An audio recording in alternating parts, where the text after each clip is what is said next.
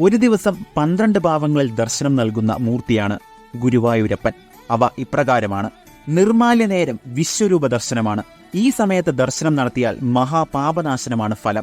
തൈലാഭിഷേക സമയത്ത് വാതരോഗ വിജ്ഞനാണ് ഗുരുവായൂരപ്പൻ. വാഗച്ചാർത്തിന്റെ സമയത്ത് ഗോകുലനാഥനായാണ് ഭഗവാൻ ദർശനം നൽകുന്നത്.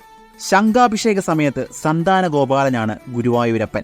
ഉണ്ണിക്കണ്ണനായാണ് ബാലാലങ്കാര സമയത്ത് ഭഗവാന്റെ ദർശനം. പാൽ മുതലായ അഭിഷേക സമയത്ത് യശോദാ ബാലനാണ് ഗുരുവായൂരപ്പൻ. വനമാല കൃഷ്ണനായാണ് നവകാഭിഷേക സമയത്ത് ഭഗവാന്റെ ദർശനം.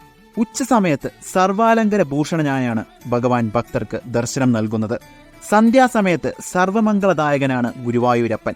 മോഹനരൂപനായാണ് ദീപാരാധന സമയത്ത് ഭഗവാൻ ദർശനം നൽകുന്നത്. അത്താഴപൂജയ്ക്ക് വൃന്ദാവനചരനാണ് ശ്രീ ഗുരുവായൂരപ്പൻ. തൃപ്പുക സമയത്ത് അനന്തശയനനായാണ് ഭഗവാൻ ദർശനം നൽകുന്നത്. Download ShareChat.